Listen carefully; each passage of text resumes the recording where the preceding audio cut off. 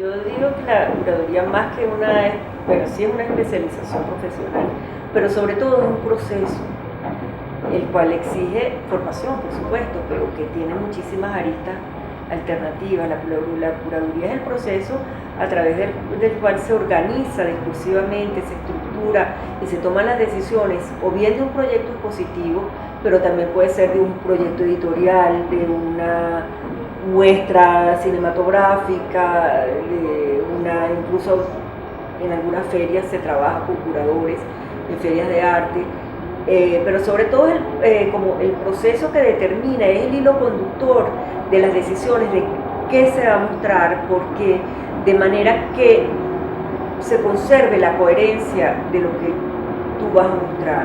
La coherencia, o por lo menos la relación con el público, porque a lo mejor se puede trabajar un tema que sea anticoherencia, digamos, pero sobre todo que se trabaje en la relación con el público y que el discurso, el recorrido por esa muestra esté claro y manejable por el público. La curaduría exige un proceso de investigación, una postulación teórica, hipótesis que se manejan.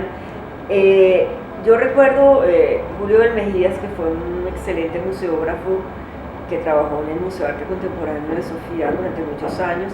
Él decía algo que era esencial, que es que la curaduría es lo que permite entender por qué una obra está junto a otra y por qué esas obras están en esa exposición y no en otra. Obviamente yo me centro en el proceso de la curaduría de exposiciones de arte, porque es mi especialidad, pero no necesariamente tiene que ser ese no es el único sentido de una curaduría.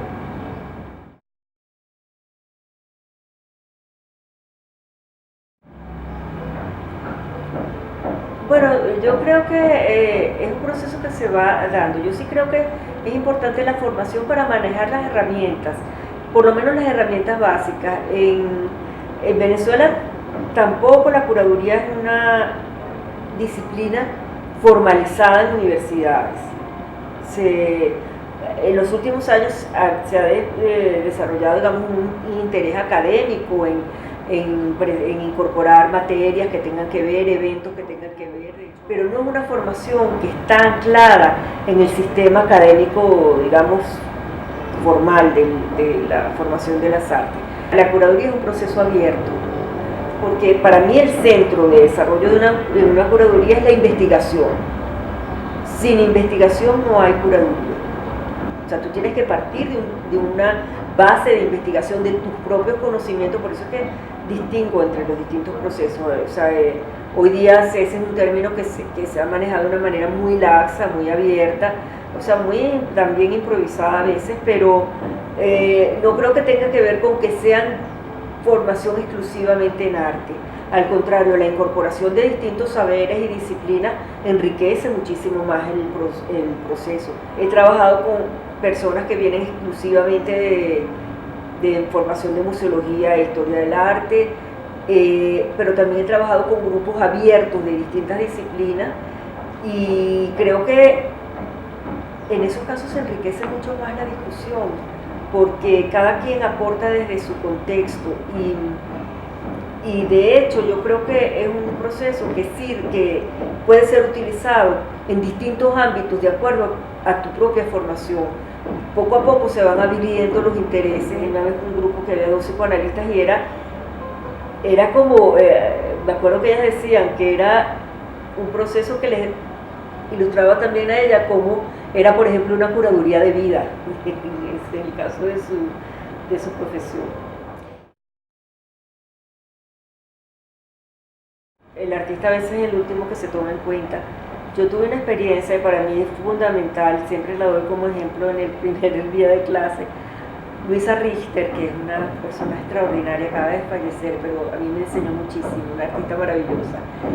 Yo trabajé con Luisa, fue una de las primeras exposiciones que a mí me encargaron en el museo. Y parte del trabajo era hacerle una entrevista a Luisa. Le hice una entrevista, yo acababa de terminar los estudios de filosofía, y yo toda pretenciosa y muy informada, pues le hice la entrevista y le hablé, una persona muy bien preparada en filosofía también, cuando yo le entrego la entrevista, ella me dice, mira, esta entrevista no tiene alma, no, le falta. Yo le digo, no, pero es que está muy bien estructurada, yo tengo que ver, no sé, esa es mi posición, pues. Pues total que peleábamos mucho, Sofía Inver era la referee entre las dos, al final se decidió combinar la entrevista como con versos de ella, pero fue una situación bastante, ¿sabes?, como tensa. Pero un día, pues, y además yo admiraba mucho a Luisa, ella me dijo, mira María Luz, lo que pasa es lo siguiente, tú tienes que soltar y abandonar todos esos criterios científicos o estructuras metodológicas para aproximarte a un artista. Me acuerdo que me dio a leer, yo a pesar que me había estudiado filosofía y había leído a Heidegger, no había leído El origen de la obra de arte, me dio a leer ese texto y me dijo, mira, léete este texto y un libro de budismo zen.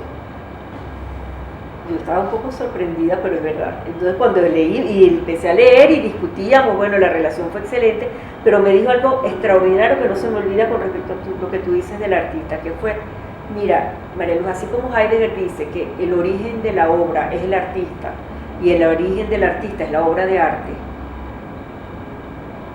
mi obra va a ser tu obra, yo soy tu obra. Tú tienes que entrar en ese campo, tú te tienes que soltar, por eso de ahí entendí el budismo zen, tú tienes que soltar el yo, tú tienes que entrar dentro de la piel del artista porque tú vas a trabajar toda tu vida con artistas. Yo le decía a ella, esta es mi vocación y yo voy a seguir toda mi vida en esto.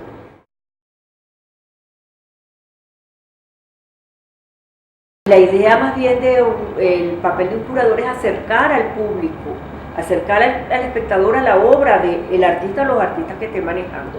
Creo que ese es uno de los enclaves de las vueltas de tuerca, diría yo, esenciales para entrar en este proceso de curaduría, el saber comprender esa situación. Yo agradezco haber tenido, bueno, personas como ella cerca de mí, como Sofía Inver, pero con Luisa le debo bastante en este sentido. Mira, esa es una insistencia que tiene varios matices.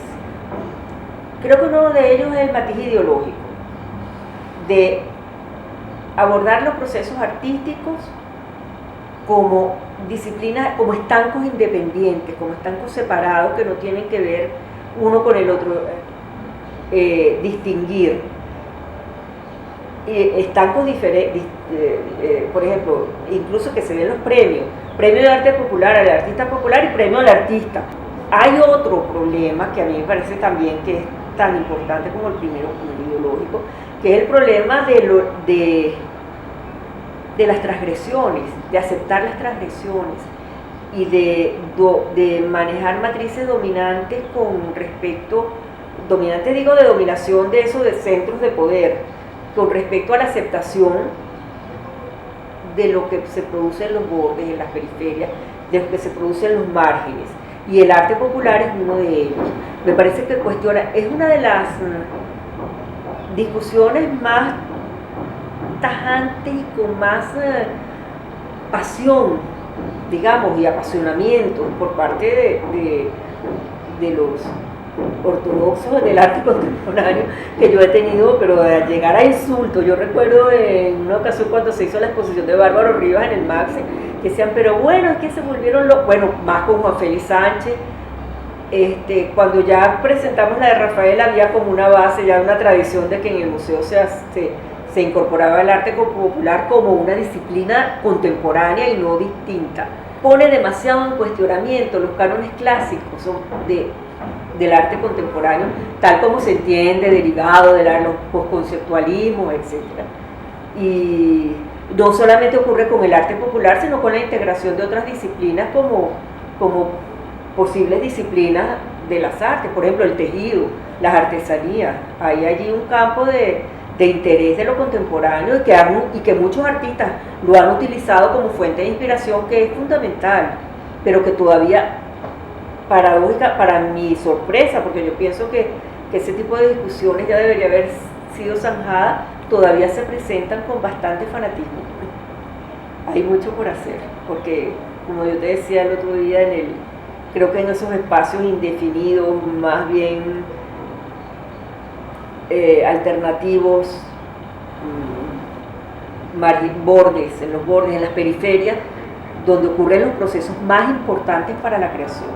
Ahí es donde se da el verdadero origen de la creación, de la obra de arte, en esas instancias que son difíciles de abordar, difíciles de nombrar, difíciles de categorizar. Es ahí donde se da, y creo yo, el arte es un proceso abierto de múltiples interpretaciones con una diversidad inconmensurable. A mí me parece que uno de los principales problemas actualmente en Venezuela es la visión del arte contemporáneo que se está llevando, digamos, a las bienales internacionales, a las colecciones internacionales, a las ferias más importantes, una visión muy sesgada hacia el posconceptualismo.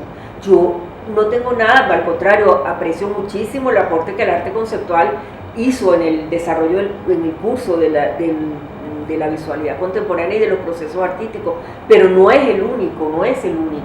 Todavía hay como esas resistencias a que ingresen nuevos miembros de otras disciplinas que no tengan que ver exclusivamente con la formación en historia del arte, a pesar que tengan aportes importantes o sea, es un campo por ganar. Creo que en la medida en que yo pueda aportar algo, formando gente, abriendo campos, orientando problemas de lo que yo pueda saber, mira, estoy dispuesta. Un campo demasiado abierto. Yo diría que del año, bueno, la primera experiencia, como te digo, que yo vi aquí en Venezuela fue Conferencia de Perán Hermini, pero desde el año finales de los 80 se empezó a abrir una tendencia, digamos, en el campo de la curaduría internacional, que una de las primeras fue aquella extraordinaria exposición de Los Magos de la Tierra en el Centro Pompidou, que fue la primera vez que en un museo, imagínate, el propio templo del arte moderno, entraron disciplinas completamente periféricas, paralelas. Los Magos de la Tierra era una exposición que abría el campo de interpretación de la obra de arte enormemente. Sin embargo, fueron experiencias que se fueron como quedando como, ay mira, este boom, pero fueron abriendo. Por ahí se abrió un campo, que es la reflexión, la incorporación, lo que yo llamo problemas abiertos de la cultura, de las artes, la integración de distintas disciplinas. También hay otro campo que a mí me parece bien interesante, que es la posibilidad de incorporar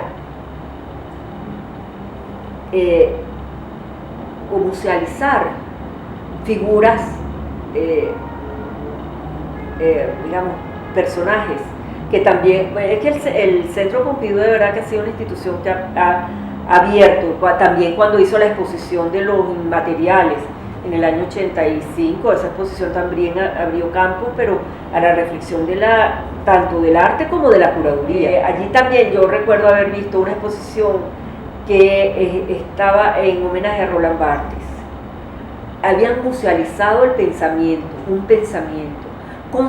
Tú entrabas dentro de es uno de los procesos más interesantes que yo he visto de curaduría, que de allí yo me di cuenta que verdad que cualquier cosa es musealizable, cualquier objeto o pensamiento es posible de ser musealizado, de ser llevado a la presentación de un público. Unos más difíciles que otros, unos quedan con muchos más matices y delicadezas que otros. Bueno, siempre queda la curaduría clásica, que a mí me parece que es una de los mejores retos, que es presentar obras en un espacio que ellas fluyan, que floten, que te atraigan. Eso es algo maravilloso.